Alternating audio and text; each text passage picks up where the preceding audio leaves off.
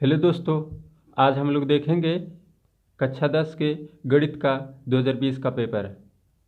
क्योंकि कोई भी एग्ज़ाम देने से पहले उसका पिछले साल का क्वेश्चन पेपर सॉल्व कर लेने से उस एग्ज़ाम का कुछ अनुभव हो जाता है, इसलिए पिछले साल का क्वेश्चन पेपर देखना चाहिए। तो ये रहा हमारे पिछले साल का 2020 का गणित का पेपर, कक्षा 10 का है। आप देख सकते हैं यहाँ पे 2020 लिखा हुआ है। गणित पेपर का कोड भी है 822 NA। चलिए इसको सॉल्व किया जाता है।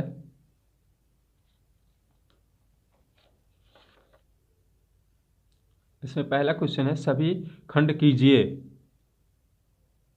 पहले के का है, अच्छी प्रकार से फेंटी गई 52 पत्तों का एक गड्डी में से एक इक्का आने की प्रायिकता होगी।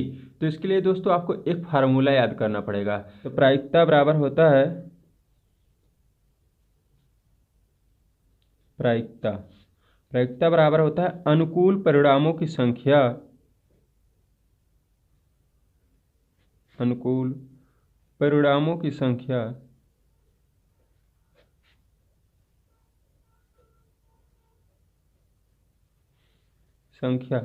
बटे सभी संभव परिणामों की संख्या, सभी संभव परिणामों की संख्या।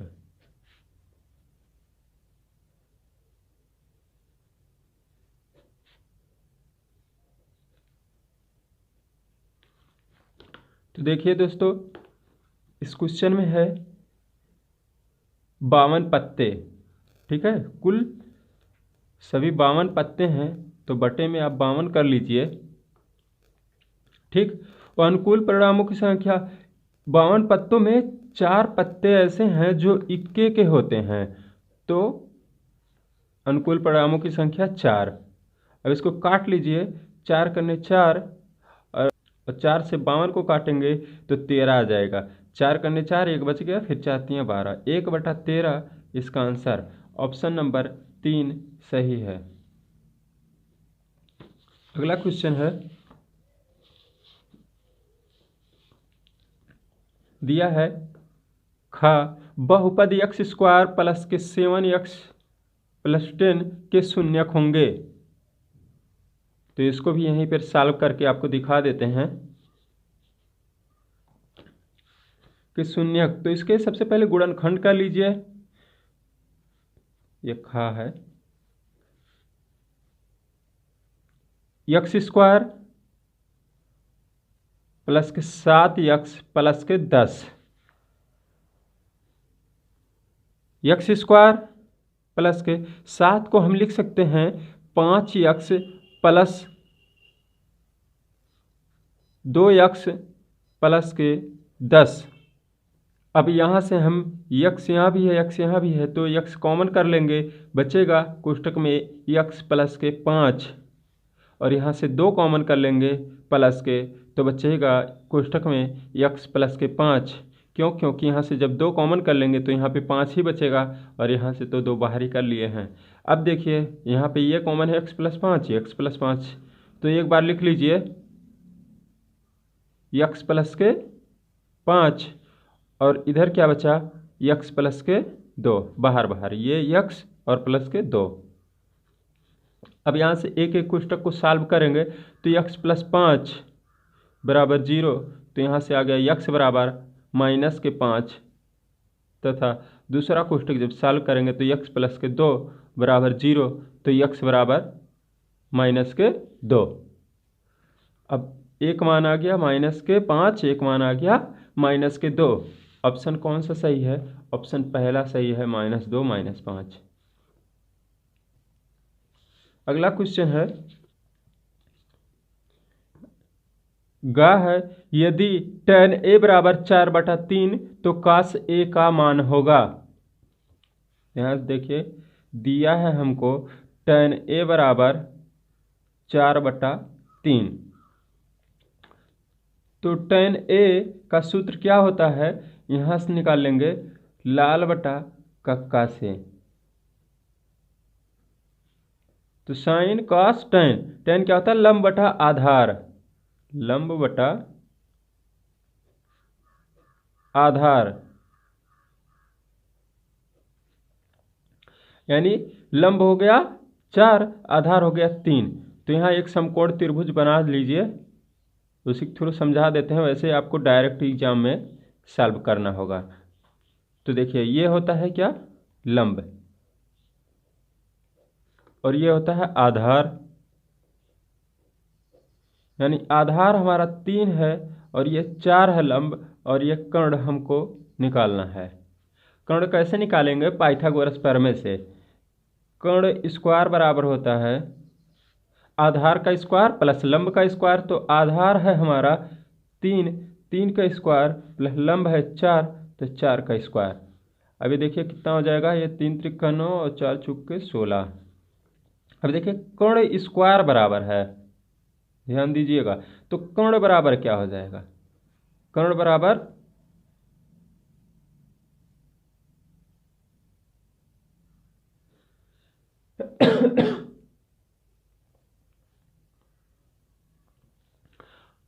कर्ण बराबर हो जाएगा अंडर रूट के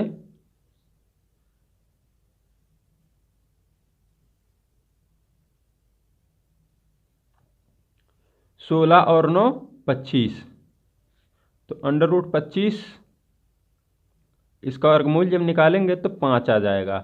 यानी हमको बताना क्या था इस क्वेश्चन में? कॉस ए बताना था। तो यहाँ से देखिए कॉस ए बराबर क्या हो जाएगा? कॉस ए बराबर कॉस थीटा बराबर होता है साइन कॉस आधार बटा कर्ण। तो आधार हो गया हमारा कितना? 3, और बटा कर्ण, कर्ण हो गया हम लोग अभी निकाले हैं 5। तो 3/5 ऑप्शन नंबर किस में है? 3/5 यहाँ पे है, दूसरा ऑप्शन सही है। चित्र में बिंदु P के निर्देशांक होंगे। तो कौन कौन निर्देशांक है? यहाँ पे देखिए कुछ ग्राफ बना के दिखाया है आपको।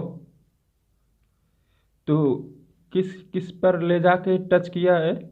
एक 3 पे है और एक 2 पर है। लेकिन एक चीज़ ध्यान दीजिएगा, अगर इस तरीके से होता है, ये x अक्ष होता है और ये y अक्ष होता है, और यह y डैश, यह x डैश, लेकिन यहाँ ध्यान दीजिएगा ये सब धनात्मक होते हैं, इधर का सब धनात्मक और ये ऋणात्मक होते हैं, ये ऋणात्मक होते हैं।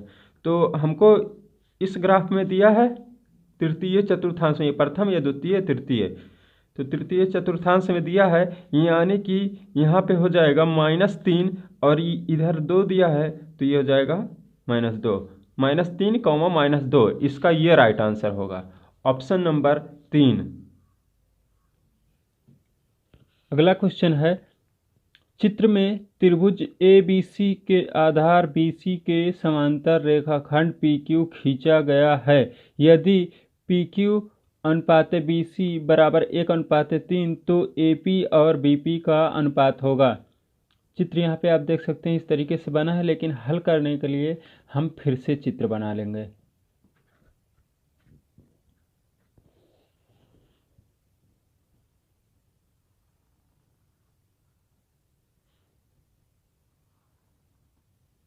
एक समांतर रेखाखंड है PQ, तो PQ बना लिए, यह है ABC।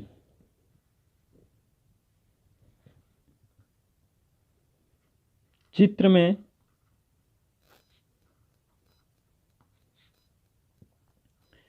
त्रिभुज ABC तथा ये बड़ी वाली त्रिभुज तथा त्रिभुज छोटी वाली त्रिभुज एक है APQ, APQ समरूप हैं।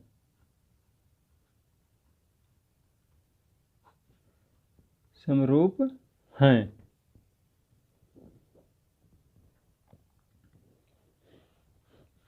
तब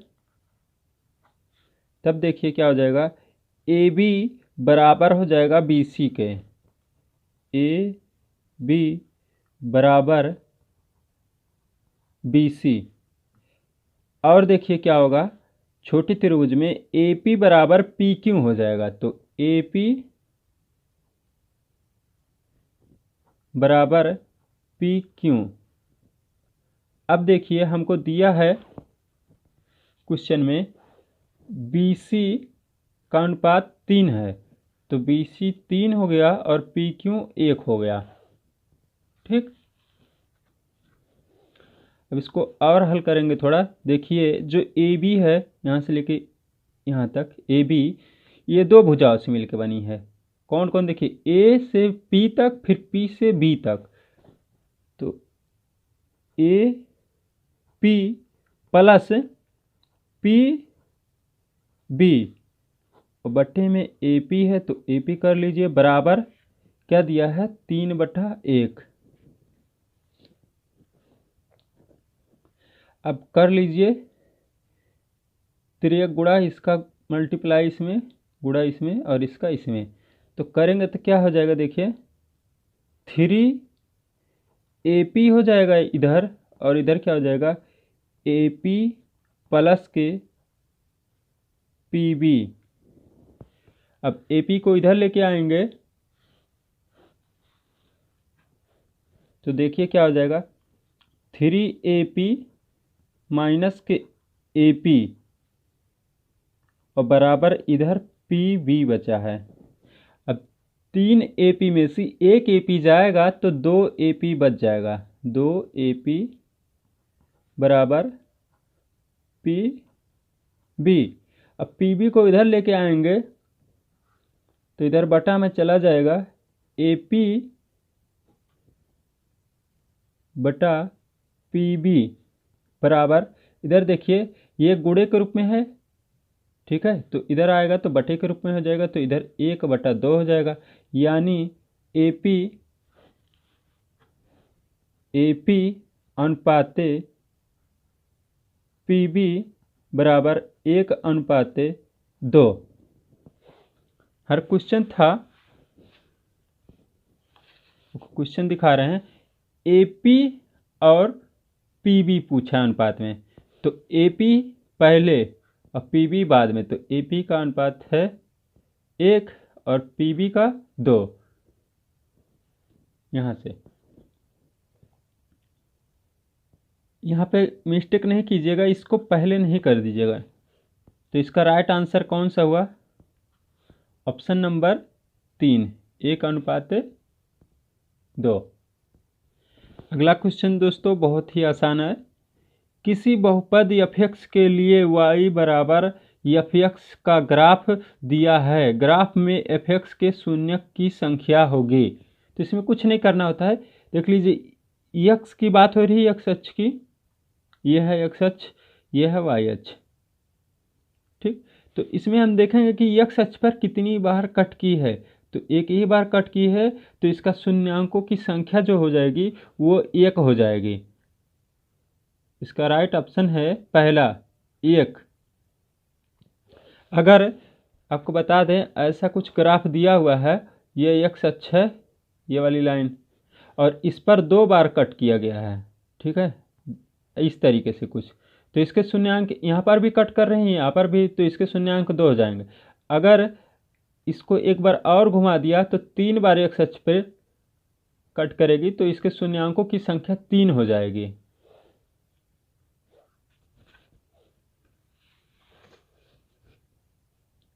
अगला क्वेश्चन है, प्रायिकता से है, 2 सिक्कों को एक साथ उछाला जाता है, कम से कम एक चित्त प्राप्त करने की प्रायिकता ज्ञात कीजिए।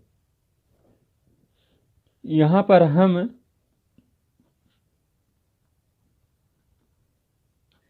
चित्त को यक्ष तथा पट को टी से लिखते हैं।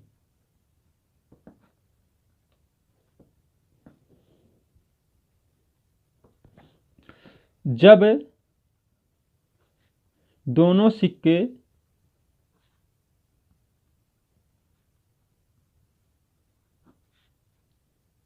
एक साथ उछाले जाते हैं, एक साथ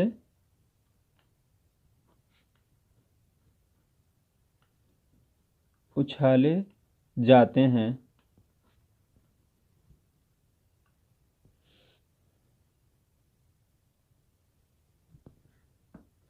तो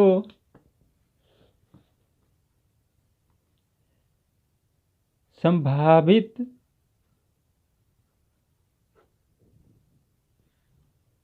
परिणाम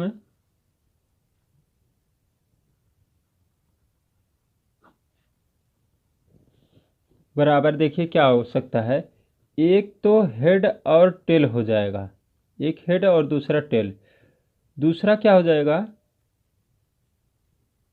देखिए एक टेल और दूसरा हेड, तीसरा क्या हो सकता है कि दोनों हेड हो जाएं,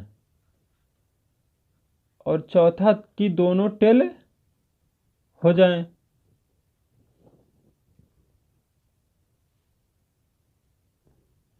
कम से कम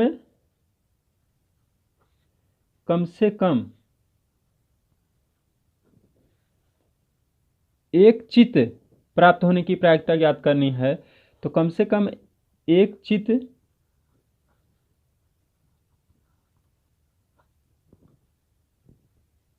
आने की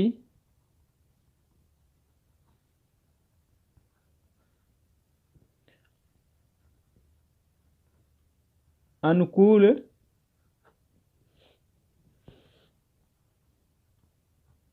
परिणाम क्या होगा, देखिए एक चित्त इसमें आ सकता है,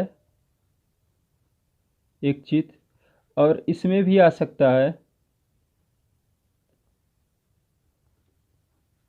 और इसमें भी आ सकता है।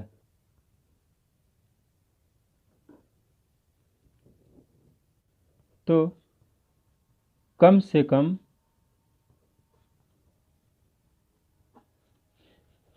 एक चित्त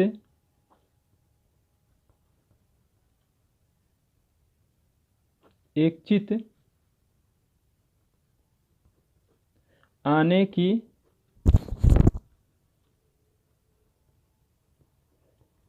प्रायिकता क्या हो जाएगा, अनुकूल परिणामों की संख्या तो कितनी है, यहाँ पे 2 2 4 2 6 है, और सभी संभव परिणामों की संख्या कितनी है, 2 2 4 2 6 2 8।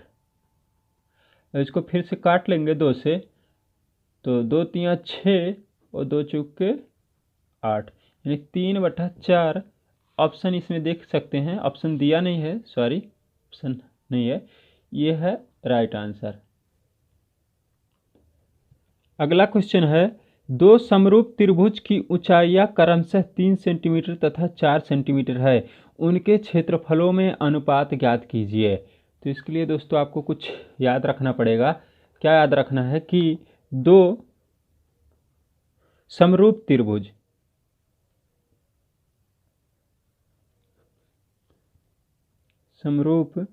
त्रिभुज के क्षेत्रफल का अनुपात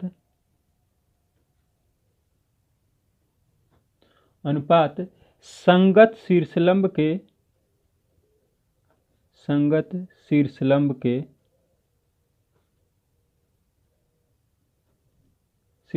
के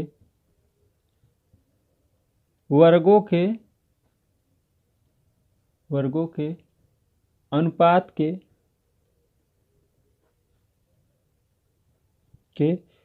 बराबर होता है।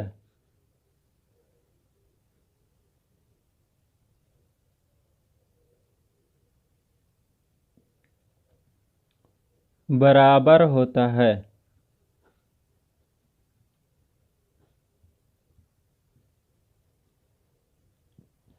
अब देखिए, यह समरूप त्रिभुज, तो समरूप त्रिभुज का शीर्षलंब जो होता है, देखिए शीर्षलंब किसको कहते हैं, इसकी जो ये ऊंचाई है इसी को ही तो शीर्षलंब कहते हैं, यही तो लंब है और यही इसकी ऊंचाई है। तो इस क्वेश्चन में घबराने की जरूरत नहीं है, कन्फ्यूज होने की जरूरत नहीं है, इसमें ऊंचाइयाँ दिया है, ठीक है, यही है शीर्षलंब, इसकी ऊंचाई और शीर्षलंब एक ही बात होती है। तो क्षेत्रफलों में अनुपात क्या हो जाएगा, निकाल सकते क्षेत्रफलों में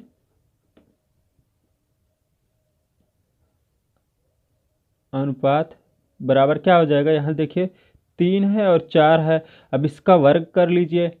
इसका वर्ग कर लेंगे तो देखिए कितना हो जाएगा, 3 त्रिक 9 और 4 चौके 16। ये हो जाएगा आंसर। अगला क्वेश्चन है, यदि साइन 3a बराबर कास a माइनस 26 हो जहाँ 3a न्यून कोण है तो a का मान ज्ञात कीजिए। बहुत ही सिंपल क्वेश्चन है दोस्तों, बहुत ही आसान क्वेश्चन है। देखिए क्या लिखा है, साइन 3a बराबर कॉस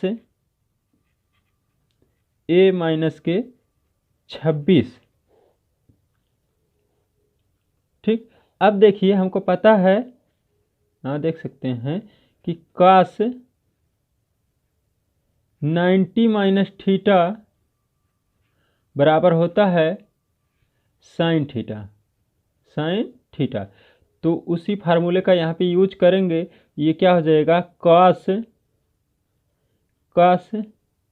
90 माइनस के 3a, थीटा की जगह पे यहाँ पे 3a है, बराबर कॉस a माइनस के 26। अब देखिए इधर कास कास से कास कट जाएगा, क्या बच जाएगा, सिर्फ 90 माइनस के 3a बराबर a माइनस के 26।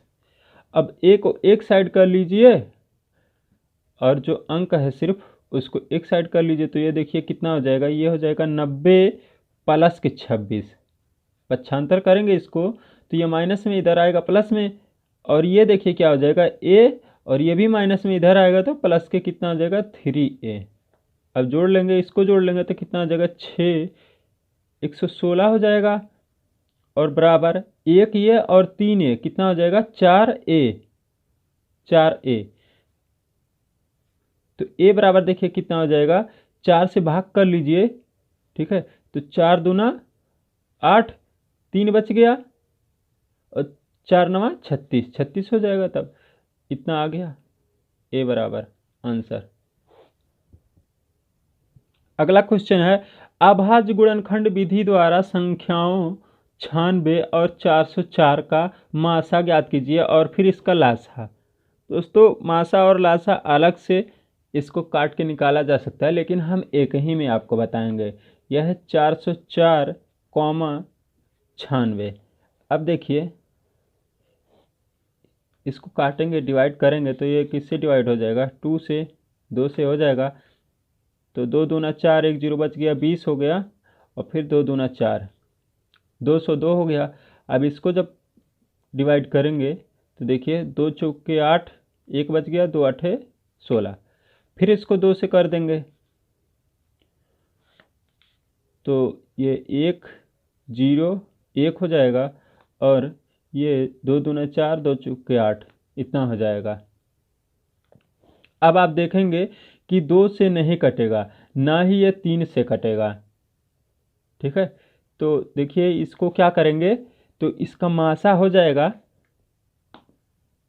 404 और 96 का मासा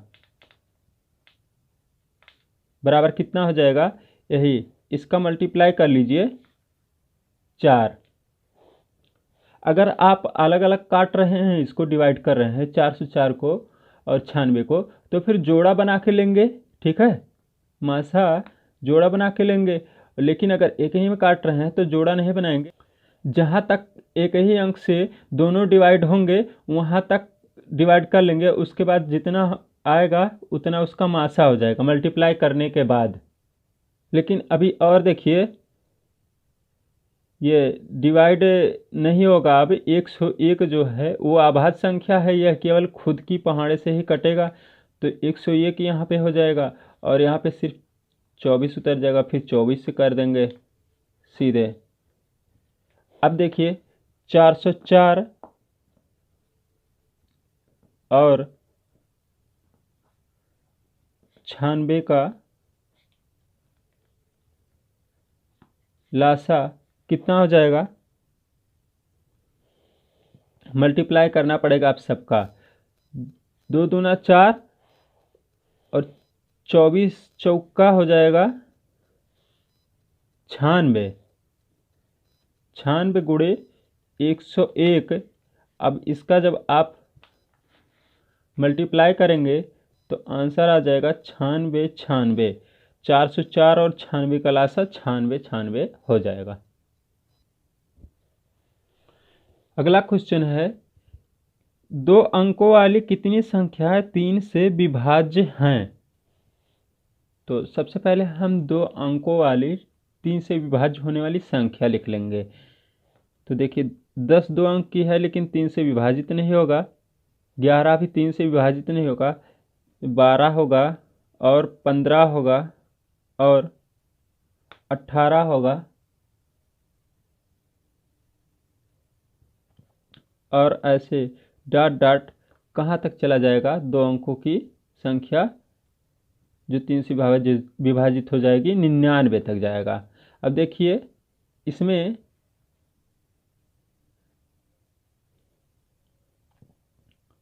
हमको पता है प्रथम पद पता है और अंतिम पद पता है। ठीक है, तो हम क्या कर देंगे इसमें nवां पद का फार्मूला लगा देंगे। इसमें प्रथम पद हो जाएगा, प्रथम पद यानी a बराबर हो जाएगा 12। ठीक है, और सर्वांतर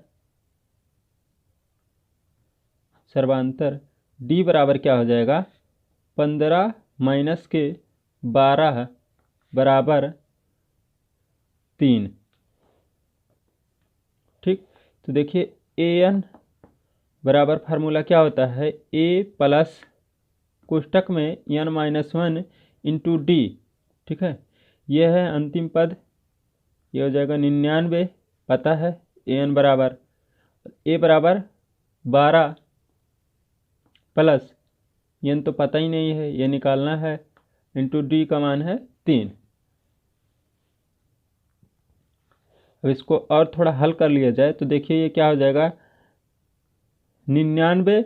ये प्लस में है, 12 इधर आएगा हो जाएगा माइनस में। इधर देखिए कितना बचेगा 3 का अंदर मल्टीप्लाई भी कर लीजिए तो हो जाएगा 3n और माइनस के 3। अब इसको पहले घटा लीजिए, 9 में से 2 जाएगा तो बचेगा 7, फिर 9 में से 1 जाएगा तो बचेगा 8। अब देखिए ये 3 इधर है प्लस में, पक्षांतर करके इधर लेके आएंगे हो जाएगा, सॉरी इधर है माइनस में, पक्षांतर करके इधर लेके आएंगे तो हो जाएगा प्लस में। और बराबर कितना हुआ 3n। अब देखिए जोड़ लेंगे इसको। ठीक है, जब जोड़ेंगे तो देखेंगे कितना हो जाएगा 7 3 10 का 0 हासिल 1 और 8 1 9 बराबर 3n। अब देखिए n बराबर क्या हो जाएगा, n बराबर 90/3 हो जाएगा, जो कि भाग देंगे तो कितना आ जाएगा 30। यानी कि 2 अंकों वाली 3 से विभाजित होने वाली संख्या कितनी है 30 है। इसका राइट आंसर है 30।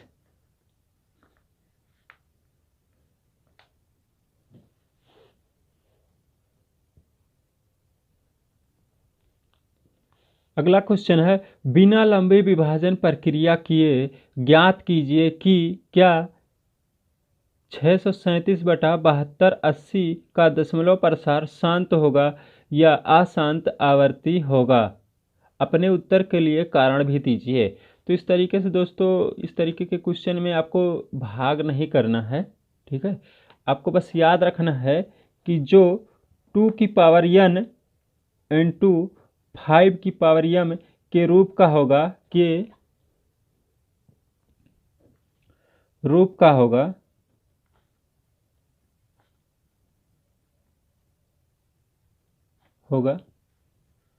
तो वह है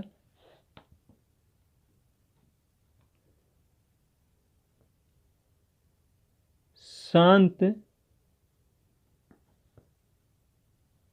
दशमलव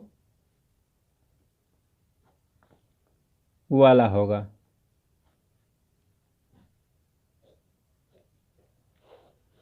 अगर 2 की पावर n 5 की पावर m के रूप का होगा तो है उसका दशमलव प्रसार शांत होगा।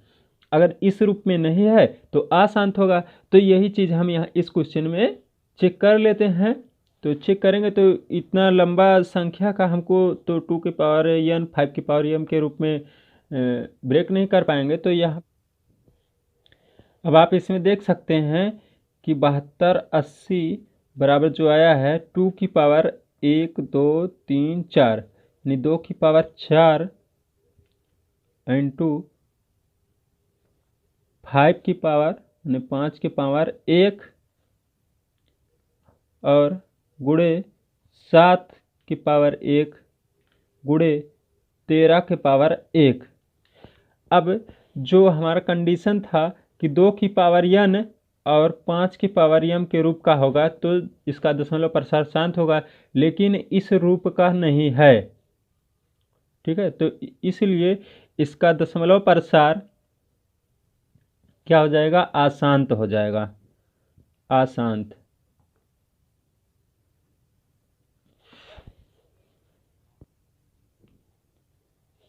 अगला क्वेश्चन है निम्नलिखित बारंबारता बंटन सारणी से आंकड़ों का समांतर माध्य 21.5 हो तो k का मान ज्ञात कीजिए। आपको x का मान दिया है और f का मान दिया है, f का मान दिया है और x का मान दिया है, और लेकिन आपको इसको हल करने के लिए f इंटू x निकालना पड़ेगा। तो इस तरीके से बना लीजिए पहले सारणी से। f का मान पहले दिया है 6 4 3 k और 2।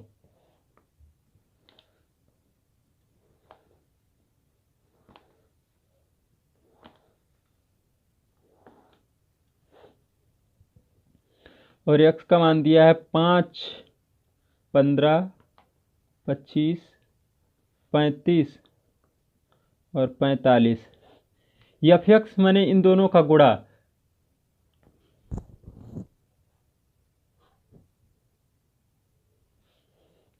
इस तरीके से आप इन दोनों का मल्टीप्लाई करके यहाँ पे आप पूरा निकाल लेंगे, और इसके बाद यहाँ पे टोटल योग करेंगे। टोटल योग को सिग्मा f(x) कहते हैं। तो सिग्मा f(x) बराबर टोटल पूरा आपको जोड़ना पड़ेगा। तो पूरा जोड़ लेंगे, तो जोड़ेंगे पूरा तो कितना आ जाएगा? 255। और यह इसमें क्या है? अचर पद भी है, तो इसको अलग जोड़ेंगे 35 के, ना कि इसी में जोड़ लेंगे। तो ये हो गया। अब देखिए समांतर माध्य बराबर क्या होता है? समांतर माध्य बराबर होता है सिग्मा f(x) बटा सिग्मा f। और सिग्मा f भी जोड़ लीजिए आप।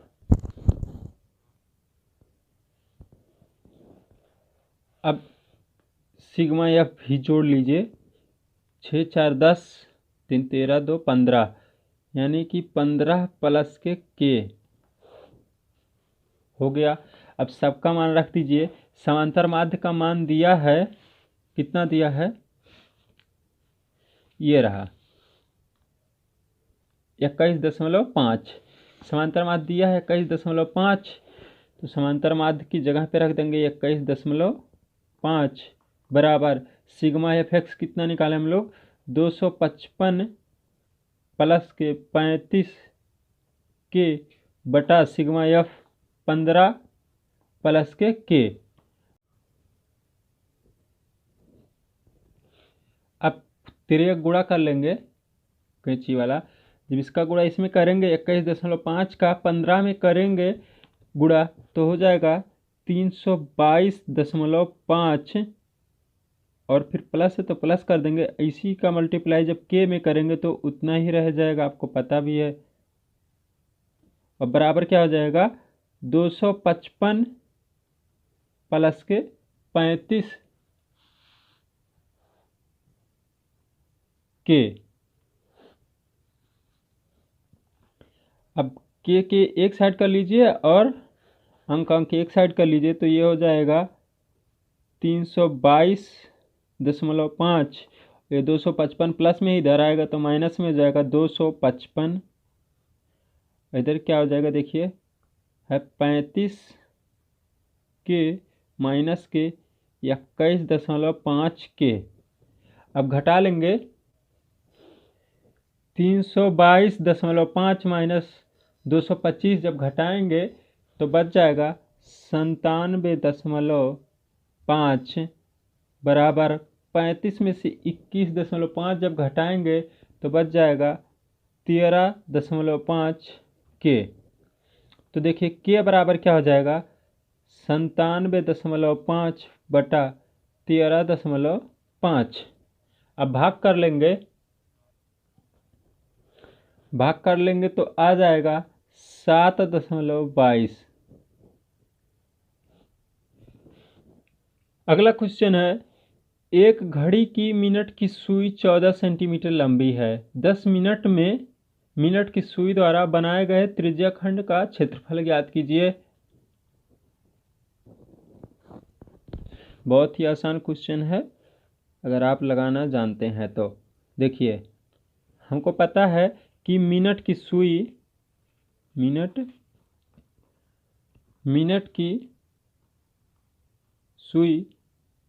1 घंटे या फिर 60 मिनट में एक पूर्ण चक्कर लगाती है। एक पूर्ण चक्कर लगाती है, ठीक है। तब देखिए यानी कि 60 मिनट बराबर एक चक्कर, ठीक। तो देखिए 1 मिनट बराबर यहां से क्या हो जाएगा, 1 मिनट बराबर 1/60 चक्कर, ठीक। तो हमारा क्वेश्चन है, देखिए 10 मिनट बोला है तो 10 मिनट में कितना चक्कर हो जाएगा, 10 मिनट में 1/60 गुणा 10 चक्कर। देखिए 0 से 0 कट जाएगा, यानी कि आ जाएगा 10 मिनट में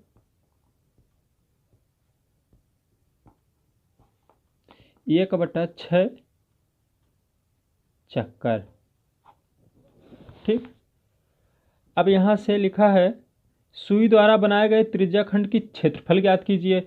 अब घड़ी चूंकि क्या होता है, एक वृत्त होता है, तो वृत्त का क्षेत्रफल का सूत्र क्या होता है, पाई आर स्क्वायर। तो सुई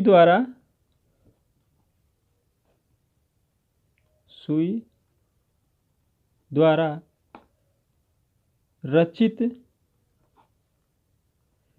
त्रिज्याखंड की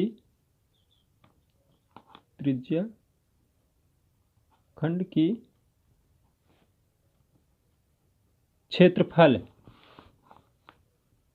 बराबर क्या होता है, पाई आर स्क्वायर। लेकिन यहाँ पे त्रिज्याखंड जो है 1/6 है, ठीक है। तो 1/6 कर देंगे। और यहाँ पे दिया है क्वेश्चन में कि एक घड़ी की जो सुई है उसकी लंबाई कितना है, 14 सेंटीमीटर, यानी कि इसकी ये त्रिज्या है। घड़ी कुछ इस तरीके से होता है और सुई जो होती है मिनट की इस तरीके से होती है। तो यानी कि ये जो सुई की लंबाई है, ये केंद्र से लेकर यहाँ तक का ये क्या है, त्रिज्या है। तो त्रिज्या यानी कि यहाँ से ये क्या हो जाएगा, 14 सेंटीमीटर जो है त्रिज्या हो जाएगी आर। तो 1/6 गुणा पाई का मान होता है 22/7 और गुणा 14 है त्रिज्या, लेकिन 14 का वर्ग है तो 14 गुणे 14, ठीक। अब देखिए 7 से काट लीजिए, 7 दूना 14, फिर 2 से काट लीजिए इसको, तो 2 तियां 6। अब 14 से 22 में गुणा कर लीजिए, कितना हो जाएगा, 14 दूनी 28 के 8 है, हासिल 2, 14 दूनी 28, 2 30 और बटा में अभी 3 बचा हुआ है। अब भाग कर लेंगे तो 3 दाहियम 30 और 3 दूनी 6 दशमलव 2 बच गया, हो गया 20, 3 छक 18, फिर 2 बच जाएगा, ऐसे आता रहेगा। क्या होगा, सेंटीमीटर स्क्वायर आंसर। अगला क्वेश्चन है, त्रिज्या 4.2 सेंटीमीटर वाले धातु के एक गोले को पिघलाकर त्रिज्या 6 सेंटीमीटर वाले एक बेलन में ढाल दिया जाता है, तो बेलन की ऊंचाई ज्ञात करनी है। तो देखिए यहाँ पे जो धातु का गोला है उसी को पिघला के बेलन बनाया जाता है, तो इसलिए देखिए मैं क्या लिखेंगे, चूंकि गोले को पिघलाकर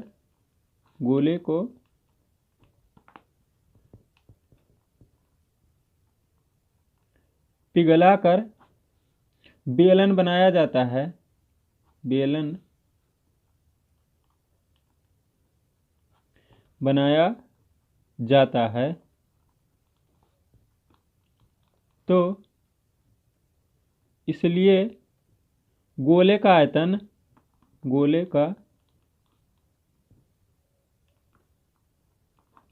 बराबर बेलन का आयतन।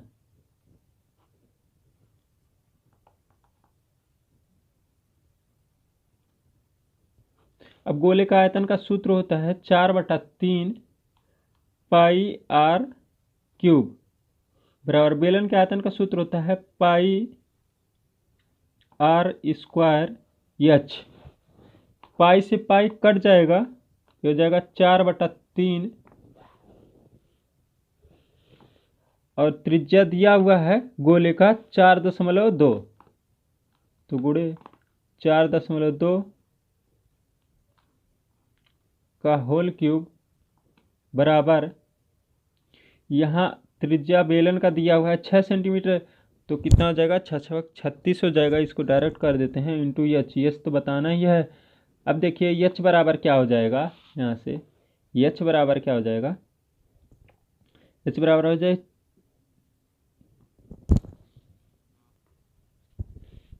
4 गुणा 4.2 का क्यूब बटे में 3 गुणा 36। अब इसको आप हल कर लीजिए, नहीं तो वीडियो बहुत लंबा हो जाएगा। इसका आंसर लेकिन बता देते हैं, इसका आंसर है 2.74 आ जाएगा सेंटीमीटर।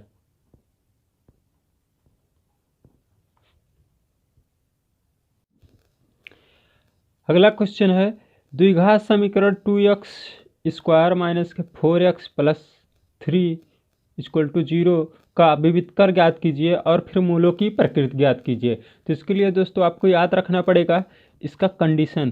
पहले विविधकर का सूत्र देख लीजिए। विविधकर का सूत्र होता है b स्क्वायर माइनस के 4ac और इसके जो मूल है उसकी प्रकृति ज्ञात करने के लिए ये 3 कंडीशन है, ये तीनों कंडीशन शर्त जो है याद रखना पड़ेगा आपको कि b स्क्वायर माइनस के 4ac 0 से बड़ा है तो दोनों मूल भिन्न और वास्तविक होंगे।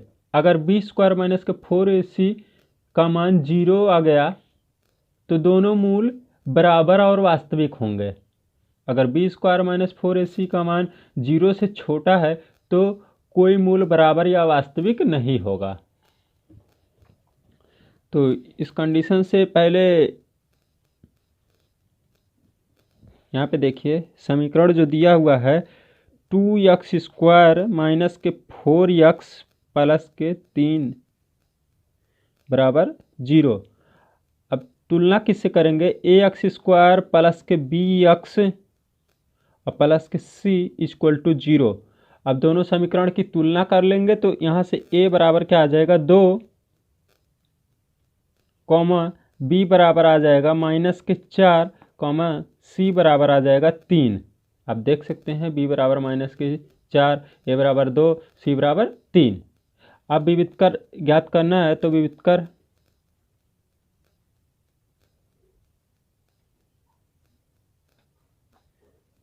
होता है b स्क्वायर माइनस के 4ac, तो b की जगह पे है -4 का स्क्वायर माइनस के 4 और a का मान 2 इंटू c का मान 3। वैसे देखिए माइनस का स्क्वायर करेंगे तो माइनस का स्क्वायर प्लस हो जाएगा, तो प्लस चूंकि लिखा नहीं जाता है 4 चौके कितना हो जाएगा 16, माइनस के 4 दूना 8 और 8 त्रिक 24। अब घटा लेंगे तो घटा लीजिए, 24 में से 16 घटा लीजिए तो कितना बचेगा, 8 बचेगा। लेकिन चिन्ह बड़े वाले के लिए आ जाता है, यानी माइनस रहेगा। अब माइनस, यहाँ माइनस चिन्ह ये शो करता है कि ये चीज़ 0 से छोटा है। तो 0 से जब छोटा है, देखिए 0 से छोटा है तो इसका कोई मूल बराबर नहीं होगा और वास्तविक नहीं होगा। विविधकर, आपको विविधकर भी ज्ञात करनी थी तो विविधकर निकल गया -8। लेकिन इसके मूलों की प्रकृति भी ज्ञात करनी थी, तो इसके मूलों की प्रकृति क्या है कि कोई मूल बराबर या वास्तविक नहीं है।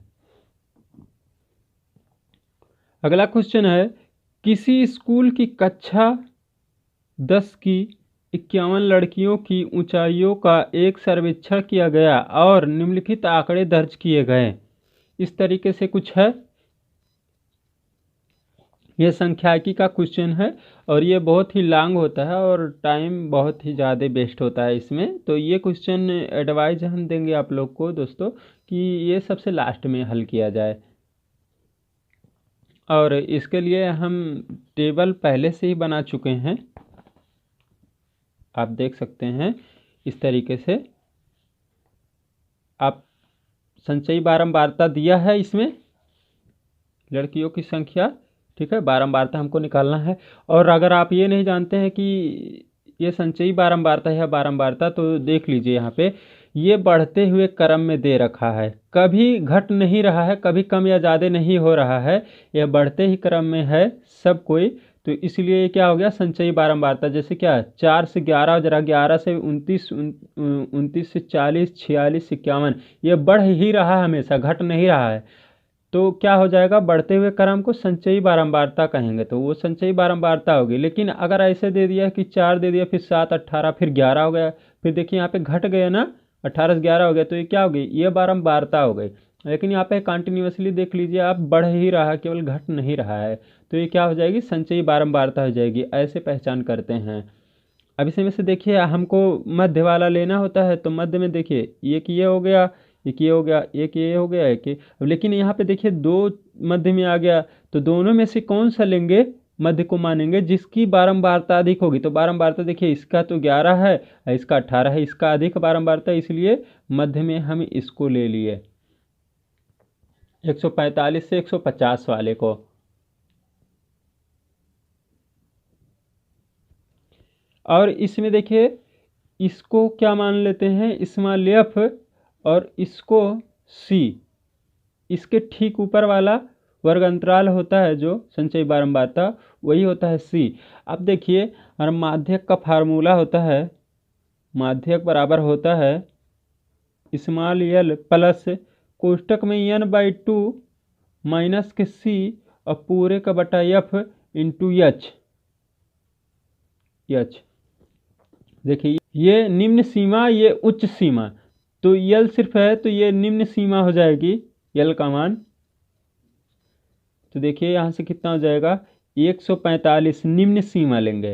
अगर यल 2 होता तो फिर उच्च सीमा लेते 150, लेकिन सिर्फ यल है तो निम्न सीमा ही लेंगे 145 प्लस n/2 यानी 51/2 माइनस के सी कितना है 11। इसके जो मध्यक हम लोग वर्ग अंतराल माने हैं, इसके ठीक ऊपर वाला संचयी बारंबारता क्या है 11, तो ये हो जाएगा 11 और फिर पूरे का बटा एफ तो हमारा है 18 इंटू यस। देखिए क्या होता है, किन्हीं भी उच्च सीमा और निम्न सीमा को आपस में घटा लीजिए, जितना अंतर आता है वही होता है एच।